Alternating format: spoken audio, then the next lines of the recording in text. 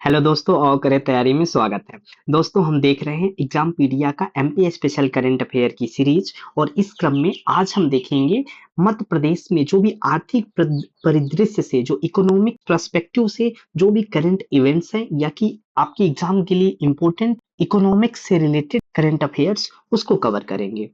तो स्टार्ट करते हैं। पहला हम देखते हैं, पहला हम इन्वेस्टर समिट को। तो इन्वेस्टर समिट कब से कब हुई? पहली चीज तो कहाँ आयोजित हुई? तो उज्जैन में आयोजित हुई। कब से कब? 1 से 2 मार्च 2024 को इन्वेस्टर समिट का आयोजन हुआ। और इसका क्या, investor summit regional industry conclave या कि उज्जैन इन्वेस्टर समिट 2024 का आयोजन होता है। यह समिट में डेयरी, खाद्य पदार्थ, एग्रीकल्चर, फिल्म निर्माण और धार्मिक पर्यटन को बढ़ावा देने के लिए उद्योगों की स्थापना पर चर्चा हुई। और इस जो कनक्लेव था इन्वेस्टर समिट, उसका जो हाईलाइट बिंदु क्या था? Buyer and seller meet one to one, buyer and seller meet one to one meet exhibition theme. यही इसकी क्या थी? एग्जीबिशन थीम थी। अब ध्यान रखना, उज्जैन में पहली चीज तो हमने देखा इन्वेस्टर समिट। तो जो इन्वेस्टर समिट कहाँ आयोजित हुई? तो उज्जैन में आयोजित हुई। ठीक है। कब से कब? 1 से 2 मार्च 2024 के बीच हुई। और क्या किन एस्पेक्ट पे बात हुई? डेयरी, खाद्य पदार्थ, एग्रीकल्चर, फिल्म निर्माण और धार्मिक पर्यटन। और इसकी हाईलाइट बिंदु क्या थी? Buyer and seller meet one to one meet. ये क्या थी? इसकी थीम थी। अब दूसरी चीज हम देखते हैं, उज्जैनी व्यापार मेला। उज्जैनी व्यापार मेला कहाँ आयोजित हुआ? तो उज्जैन में आयोजित हुआ। कब से कब? 1 से 9 मार्च 9 1 से 1 मार्च से 9 अप्रैल तक लगाया गया। इस मेले में क्या किया गया? ऑटोमोबाइल सेक्टर के क्रय अगर कोई परचेज करता है तो जो आरटीओ, जो पंजीयन रजिस्ट्रेशन कराता है, उस पर 50% की छूट दी गई उज्जैनी व्यापार मेला में। ध्यान रखना है। हम आपको केवल इंपॉर्टेंट जो आपके एग्जाम के पर्सपेक्टिव से इंपॉर्टेंट है, ये इंपॉर्टेंट हम कैसे कह रहे हैं? हम पिछले 10 साल के जो करंट के क्वेश्चन पूछे गए हैं उनके एनालिसिस करने के बाद आपको बता रहा हूं। और देखो, एक्चुअली इस मैगजीन में बहुत सारा डाटा है। लेखा अनुदान कितने का आया, मध्य राशि क्या है, ये आपके एग्जाम में कभी नहीं पूछा गया है। और ये इसकी इसीलिए इस पे डिस्कस करना मैं उचित नहीं समझता हूं। जो इस एग्जाम के लिए इंपॉर्टेंट है उसी का हम डिस्कशन करेंगे आप लोगों के साथ। नेक्स्ट देखते हैं, बैतूल जिले के विकास खंड घोड़ा डोंगरी, चिचोली, शाहपुर, बैतूल तथा भीमपुर में क्या मिला है? 729 वर्ग क्षेत्र में प्लेटिनम समूह के प्लेटिनम, इरिडियम, प्लेडियम, रोडियम और रुथेनियम और ओस्मियम मिले हैं। अब इसके लिए सर्वेक्षण का कार्य किया जा रहा है। तो ये प्लेटिनम पूछे, इरिडियम, प्लेडिनम पूछे, रोडियम, रुथेनियम कहाँ मिला है हमको? तो बैतूल जिले के घोड़ा डोंगरी, चिचोली और शाहपुर क्षेत्र में मिला है। ध्यान रखना है। नेक्स्ट हम देखते हैं, अभी मध्य प्रदेश सरकार ने क्या किया? तेंदू पत्ता संग्रहण की दर को 3,000 रुपए प्रति बोरे से बढ़ाकर 4,000 प्रति बोरा कर दिया है। तो तेंदू पत्ता संग्रहण की दर कितनी हो गई? 3,000 रुपए प्रति बोरा से बढ़ के कितना हो गई? 4,000 रुपए प्रति बोरा हो गई है। ध्यान रखना है। अब हम चलते हैं आकांक्षी विकास खंड कार्यक्रम को देखते हैं। इसके अंतर्गत क्या होता है? स्वास्थ्य, पोषण, शिक्षा, कृषि, आधारभूत अधोसंरचना एवं सामाजिक विकास जैसे कुल 5 मापदंडों पर मध्य प्रदेश के जिला धार, किसको? जिला धार को, जिला धार के विकास खंड तिरला को 7 दिसंबर 2023 को डेल्टा रैंकिंग में, किसमें? जो डेल्टा रैंकिंग जारी हुई है आकांक्षी विकास खंड कार्यक्रम के, उसमें सेंट्रल जोन में प्रथम स्थान मिला। किसको? धार को मिला। धार के किस विकास खंड को? तिरला विकास खंड को मिला हुआ है। और इसमें इसमें भारत सरकार के नीति आयोग द्वारा सम्मानित किया जाता है। एक्चुअली डेल्टा रैंकिंग कौन जारी करता है? ये नीति आयोग जारी करता है। इसमें सेंट्रल जोन में प्रथम पोजीशन पे कौन था? धार था। ध्यान रखना है। आगे इंपॉर्टेंट न्यूज क्या है आपके लिए? मध्य प्रदेश के सभी 89 आदिवासी विकास खंड, तो मध्य प्रदेश में आदिवासी विकास खंड कितने? 89 है। उन सभी मध्य प्रदेश के 89 आदिवासी विकास खंडों में रानी दुर्गावती प्रशिक्षण केंद्र खोले जाएंगे। रानी दुर्गावती प्रशिक्षण केंद्र कहां से खोले जाएंगे? तो जो मध्य प्रदेश के सभी 89 विकास खंडों में खोले जाएंगे। इन प्रशिक्षण केंद्र में होगा क्या? तो इनमें आदिवासी युवाओं को स्वरोजगार हेतु, किसके लिए? स्वरोजगार हेतु विविध विधाओं में प्रशिक्षण दिया जाएगा। नेक्स्ट हम देखते हैं, जल शक्ति मंत्रालय भारत सरकार द्वारा विश्व बैंक सहायता, जल शक्ति मंत्रालय और विश्व बैंक की सहायता से प्राप्त जल विज्ञान परियोजना के अंतर्गत राज्य स्तरीय जल सूचना केंद्र की स्थापना कर सतही एवं भूजल के आंकड़ों को एकीकरण किया जाएगा, प्रसार के साथ विश्लेषण किया जाएगा और सूचना तंत्र विकसित किया जाएगा। किसके द्वारा? जल शक्ति मंत्रालय, विश्व बैंक की सहायता से हम क्या बना रहे हैं? राज्य स्तरीय जल सूचना केंद्र बना रहे हैं। नेक्स्ट हम बात करते हैं, दक्षिण अमेरिका की किस्म है किनोवा की। किनोवा की फसल को मंदसौर जिले में बोई जाएगी। ये जो किनोवा की दक्षिण अमेरिकी किस्म कहाँ बोई जा रही है? मंदसौर शहर में बोई जा रही है। ये किनोवा क्या है? सुपर फूड है। ये डायबिटीज, हार्ट जैसी बीमारियों के लिए लाभकारी है और साथ में प्रोटीन का सोर्स है किनोवा। नेक्स्ट हम देखते हैं, भारत सरकार के वाणिज्य और उद्योग मंत्रालय द्वारा मध्य प्रदेश के स्टार्टअप रैंकिंग में लीडर के रूप में पुरस्कृत किया। मध्य प्रदेश को जो स्टार्टअप रैंकिंग है उसमें लीडर के रूप में अवार्ड मिला हुआ है। और मध्य प्रदेश स्टार्टअप नीति के कारण राज्य में क्या किया गया, उद्योग संवर्धन आंतरिक व्यापार विभाग को मान्यता प्राप्त स्टार्टअप की संख्या 2 वर्ष से कम अवधि में 108% से अधिक बढ़ गए हैं। स्टार्टअप कितने बढ़ गए हैं, 2 वर्ष से कम अवधि में 108% से अधिक स्टार्टअप बढ़ गए हैं। इसके लिए वाणिज्य उद्योग मंत्रालय ने मध्य प्रदेश को कौन सा लीडर का अवार्ड दिया है स्टार्टअप रैंकिंग में। नेक्स्ट हम देखते हैं अशोकनगर की तहसील मूंगावली में, कौन, अशोकनगर की कौन सी तहसील, मूंगावली तहसील में बेतवा नदी पर 87 करोड़ 25 लाख रुपए की लागत में मल्हारगढ़ उद्वहन सिंचाई परियोजना की स्वीकृति दी गई है। तो मल्हारगढ़ उद्वहन सिंचाई योजना किस जिले में, अशोकनगर की तहसील मूंगावली में बेतवा नदी पर बनाई जा रही है। ध्यान देना है आपको। नेक्स्ट है मध्य प्रदेश राजस्थान और केंद्र सरकार के बीच, कैसे त्रिपक्षीय है मध्य प्रदेश राजस्थान और केंद्र सरकार के बीच। दिल्ली में श्रम शक्ति भवन स्थित जल शक्ति मंत्रालय के तत्वावधान में पार्वती काली सिंध चंबल ईआरसीपी लिंक परियोजना का त्रिपक्षीय समझौता हुआ है। तो पार्वती काली सिंध चंबल ईआरसीपी लिंक परियोजना में कितने लोग हैं, मध्य प्रदेश गवर्नमेंट है, राजस्थान गवर्नमेंट है और सेंट्रल गवर्नमेंट है। इसमें मालवा के क्षेत्र में सिंचाई के लिए बहुत उपयोगी होगी पार्वती काली सिंध चंबल ईआरसीपी लिंक परियोजना। नेक्स्ट हम देखते हैं 7 फरवरी 2024 को राज्यपाल महोदय के अभिभाषण के बिंदु हैं। इसमें उन्होंने जो चीजें दिया, क्या बोला है, एक तो केन बेतवा परियोजना के भांति पार्वती काली सिंध चंबल लिंक परियोजना लगभग 35,000 करोड़ रुपए की लागत में। इस परियोजना में मध्य प्रदेश के 10 जिले आएंगे, जिसमें शिवपुरी, ग्वालियर, भिंड, मुरैना, श्योपुर, गुना, शाजापुर, उज्जैन, इंदौर और देवास में पेयजल के साथ साथ 3,87,000 हेक्टेयर क्षेत्र में सिंचाई की सुविधा मिलेगी। और जनसंपर्क के अनुसार क्या बताया गया कि मध्य प्रदेश के चंबल और मालवा अंचल में 13 जिलों में इसको लाभ पहुंचेगा। किसमें, पार्वती काली सिंह चंबल ईआरसीपी परियोजना में।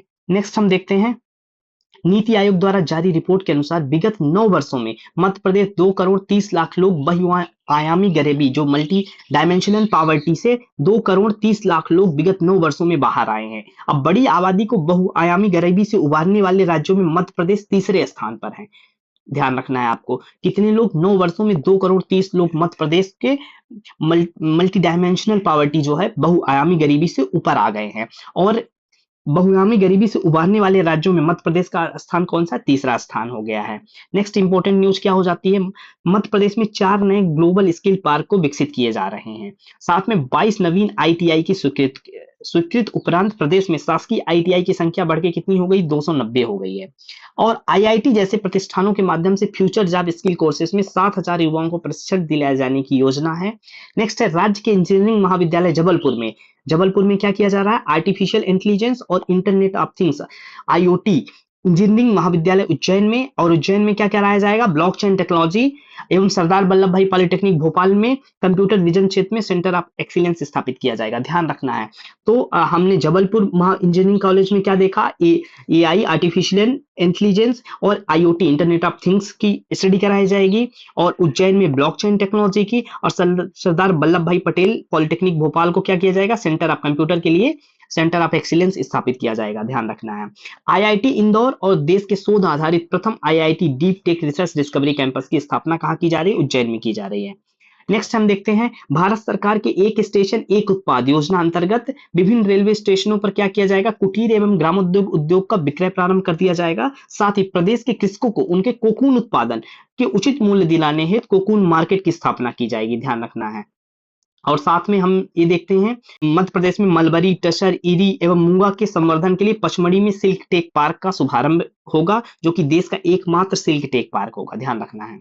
और नेक्स्ट क्या है, प्रधानमंत्री आवास योजना शहरी के क्रियान्वयन में Madhya Pradesh best performing state award जीता है, और इस श्रेणी में वो दूसरा स्थान प्राप्त हुआ है। मध्य प्रदेश आवास योजना शहरी के क्रियान्वयन में बेस्ट परफॉर्मिंग स्टेट अवार्ड में जीता है, साथ में दूसरा स्थान प्राप्त हुआ है।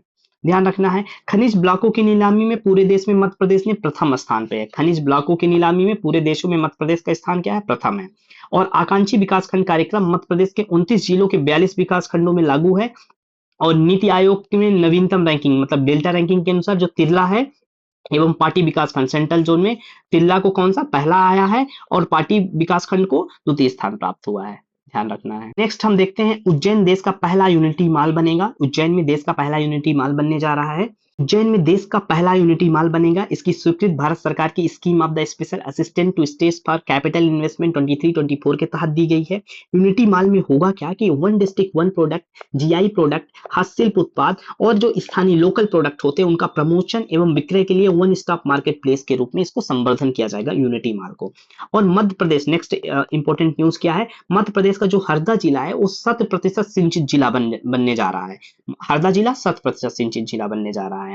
और मुख्यमंत्री, तत्कालीन मुख्यमंत्री जो थे चौहान जी ने नीमच जिले की तहसील जावद के गांव अमली भाट एवं बरखेड़ा में 50 करोड़ की लागत से बनने जा रहे प्रदेश के पहले बायोटेक्नोलॉजी पार्क की शिलान्यास किया। प्रदेश का पहला बायोटेक्नोलॉजी पार्क कहां बन रहा है, नीमच जिले की जावद जावद तहसील के अमली भाट एवं बरखेड़ा गांव में। कितने, 50 करोड़ का बन रहा है प्रदेश का पहला बायोटेक्नोलॉजी पार्क, कहां, नीमच में। नेक्स्ट हम देखते हैं सतना जिले की जो सतना जिले की ग्रामीण पंचायत एवं ग्रामीण विकास की पुष्कर धरोहर योजना ने पुरानी जल पुष्कर, आप केवल ये जानना है कि पुष्कर धरोहर योजना में क्या हो रहा है, पुरानी जल संरचनाओं को थोड़ी राशि व्यवस्था करके नया जीवन दिया जा रहा है पुष्कर धरोहर योजना के तहत।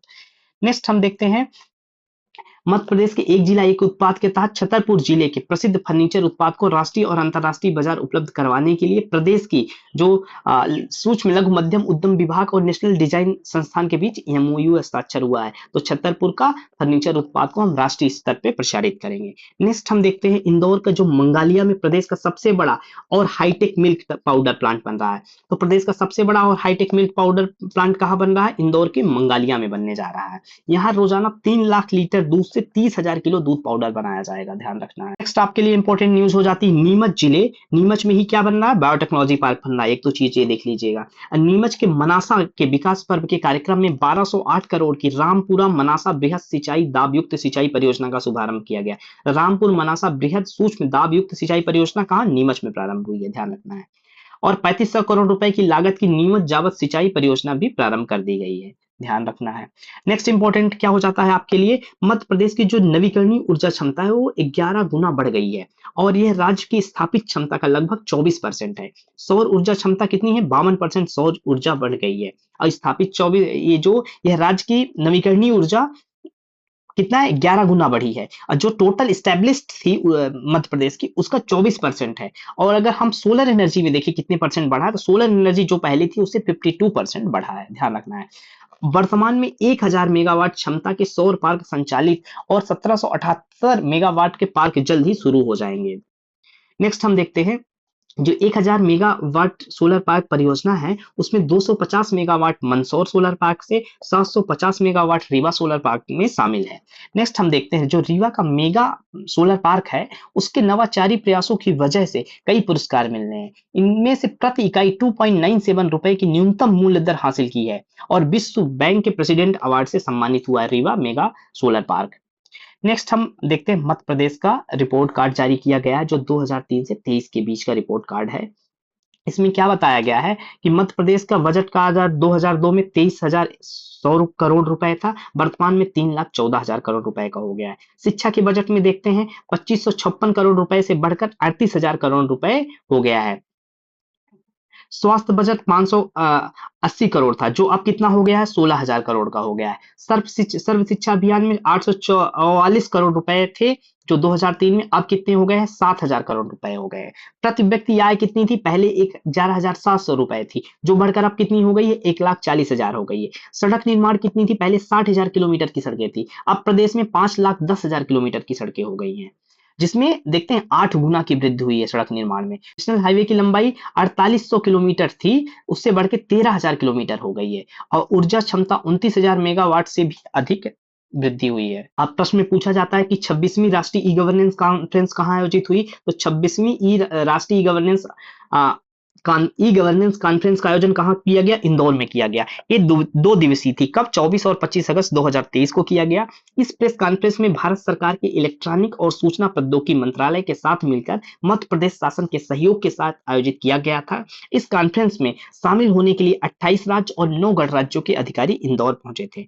नेक्स्ट हम देखते हैं गोल्ड पेंटिंग। गोल्ड पेंटिंग 2 लोगों की दी गई है, पहले ही हम बात की गए हैं। एक किसको, ब्राजील के प्रेसिडेंट लुइज इनासियो लुला दा सिल्वा को नरेंद्र मोदी जी ने भेंट किया था था, कब भेंट किया था? 15वें ब्रिक्स समिट के समापन के उपहार में दिया था। नेक्स्ट हम इंपॉर्टेंट क्या है देखते हैं, जो भारत मंडपम दिल्ली में विकसित किया गया है, जिसमें G20 शिल्प बाजार में मध्य प्रदेश के हस्तशिल्प और जनजातीय कला का प्रदर्शन किया गया है। भारत मंडपम में G20 शिल्प बाजार में एक तो मध्य प्रदेश जो है अब 17,999 मैट्रिक टन के साथ मध्य प्रदेश का दूध उत्पादन देश में कौन सा है? तीसरा, दूध में तीसरा स्थान हो गया है। और प्रति व्यक्ति दूध की उपलब्धता अब वर्तमान में मध्य प्रदेश में कितनी है? 591 ग्राम प्रतिदिन है। यह उपलब्धता राष्ट्रीय जो औसत है 444 ग्राम से 147 ग्राम अधिक है। जो राष्ट्रीय प्रति व्यक्ति दूध का औसत है 444 ग्राम है, मध्य प्रदेश में 591 ग्राम है, जो राष्ट्रीय से 147 ग्राम अधिक है। और मध्य प्रदेश में राष्ट्रीय पशु रोग नियंत्रण कार्यक्रम में प्रथम चरण में 25,63,000, द्वितीय चरण में 208 लाख गौ और भैंस वंशी पशुओं को टीकाकरण किया गया है, जो देश में सर्वाधिक है। तो पशु रोग नियंत्रण कार्यक्रम में क्या किया गया? टीकाकरण किया गया, जो देश में सर्वाधिक है। नेक्स्ट इंपॉर्टेंट न्यूज हम देख लेते हैं। प्रधानमंत्री आदर्श ग्राम योजना के क्रियान्वयन में मध्य प्रदेश देश में सबसे आगे है। 4500 विकास कार्य पूरे कर मध्य प्रदेश टॉप 10 राज्यों में अपना पहला स्थान बनाया है। जो प्रधानमंत्री आदर्श ग्राम योजना में पहला स्थान आया है, टॉप 10 राज्यों में पहला स्थान आया है। और एक ई गवर्नेंस में महत्वपूर्ण सुधार क्या हुआ है? कैबिनेट मीटिंग के ABPS 2.0 पोर्टल के माध्यम से दी जा रही सेवाएं और विभागीय कार्यों को डिजिटल माध्यम से जारी रखने के उद्देश्य से क्या किया गया है? अभी 2.0 की जगह अब ABPS 3.0। और ABPS का मतलब क्या होता है? Automated building plan approval system. ये क्या 3.0 पोर्टल को विकसित किया गया, स्वीकृत कर दिया गया है। अब इससे होगा क्या? 2.0 से 3.0 जाने पे क्या हो रहा है? इस निर्णय से नागरिकों को त्वरित सेवाएं मिलेगी, साथ ही विभागीय कार्यों को पारदर्शी एवं बेहतर प्रबंधन के साथ किया जा सके। नेक्स्ट हम देखते हैं प्रधानमंत्री नेक्स्ट देखते हैं मध्य प्रदेश PM मित्र योजना। मध्य प्रदेश PM मित्र योजना देखते हैं। और एक इसके तहत हमने देखते हैं मेक इन इंडिया को बढ़ावा देने के लिए केंद्र सरकार ने देश के 7 राज्यों में PM mega integrated textile reason and apparel. PM मित्र का फुल फॉर्म क्या है? प्रधानमंत्री PM prime minister mega integrated textile reason and apparel park, जो PM मित्र पार्क को मंजूरी दी है, जिसमें से एक मध्य प्रदेश में है। मेक इन इंडिया के साथ 7 जो है PM मित्र पार्क बनाए जा रहे हैं, और 7 में से एक मध्य प्रदेश में है। और जो एक मध्य प्रदेश में वह कहाँ है? धार जिला में स्थापित हो रहा है, ध्यान रखना है। PM मित्र टोटल 7 है, जिसमें से एक मध्य प्रदेश में, मध्य प्रदेश के धार जिले में है।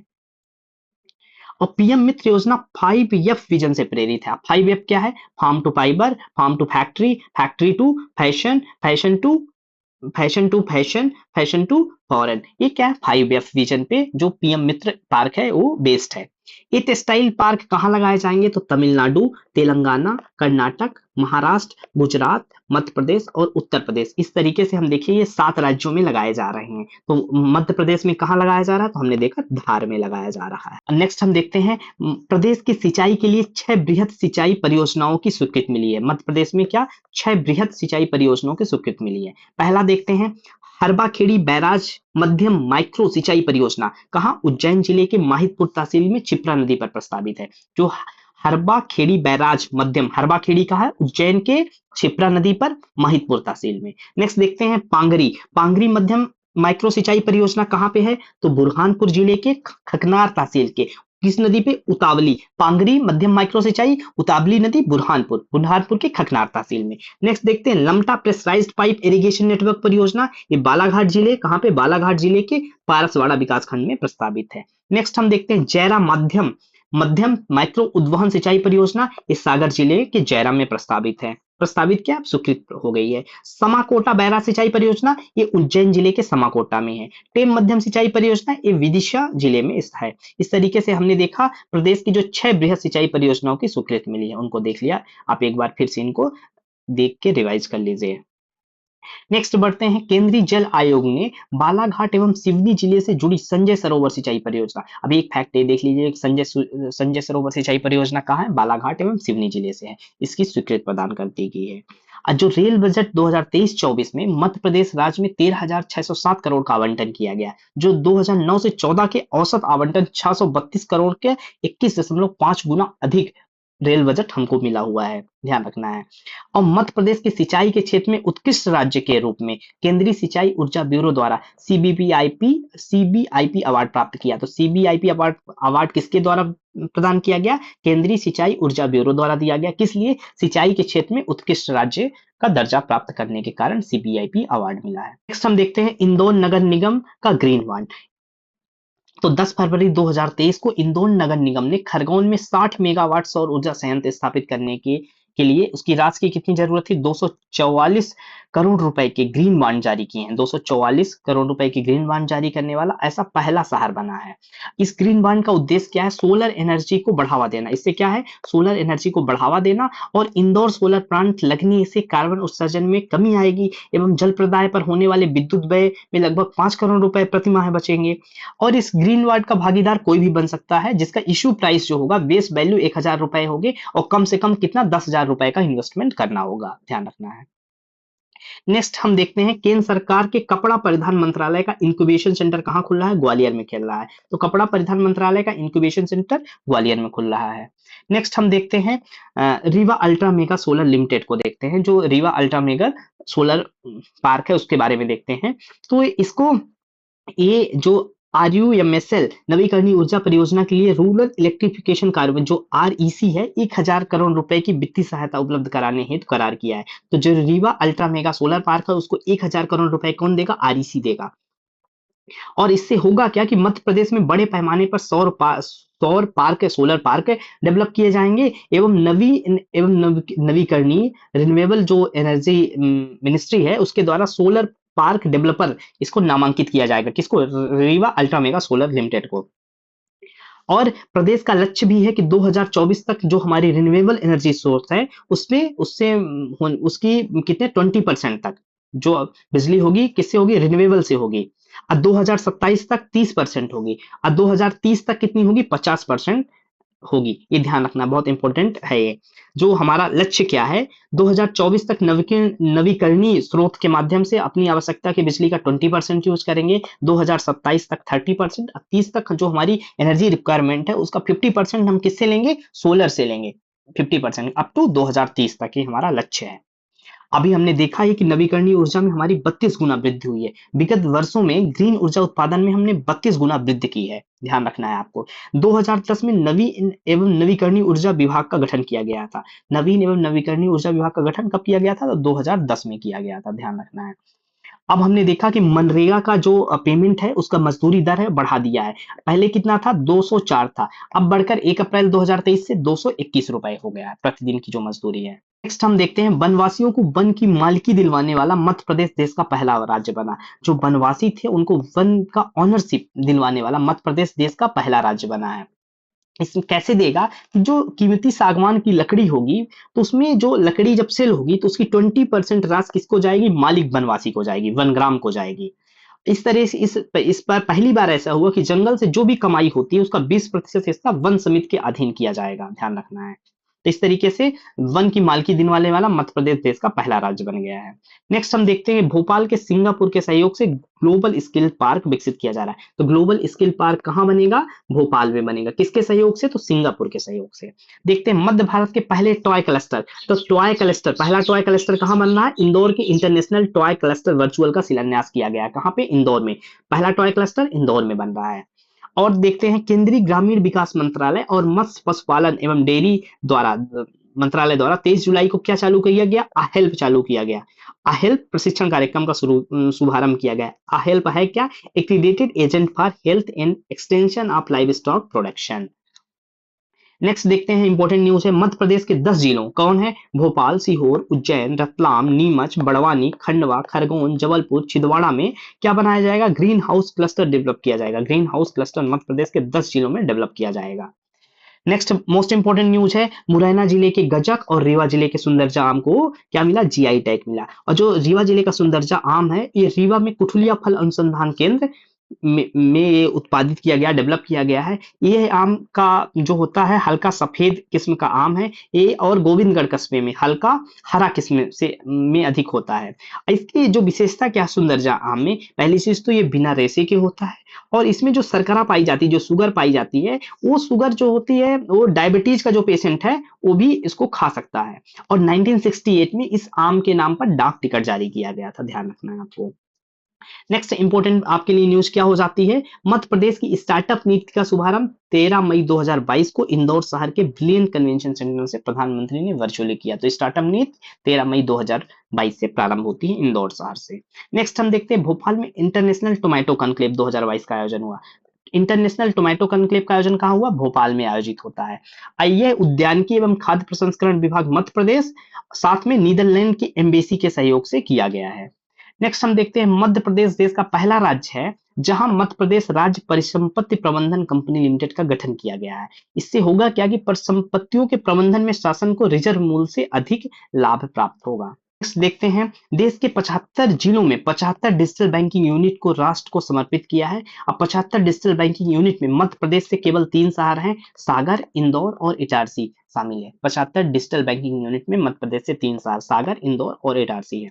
और मध्य प्रदेश देश का पहला राज्य है जहां अनाजों की किस्मों की जो अनाज की वैरायटी है उसकी मैपिंग की जाएगी। नेक्स्ट हम बात कर रहे हैं साथी की। साथी क्या है, sustainable agriculture through holistic integration परियोजना को लागू करने वाला देश का पहला राज्य कौन बना है, साथी परियोजना को लागू करने वाला मध्य प्रदेश बना है। और ये मध्य प्रदेश के सभी 26 जिलों में लागू की जाएगी। दोस्तों इस तरीके से हमने मध्य प्रदेश से आर्थिक परिदृश्य की समस्त घटनाओं को देखा। यह आपके लिए अत्यंत आवश्यक है। आपको मेरे साथ बने रहने के लिए बहुत बहुत धन्यवाद।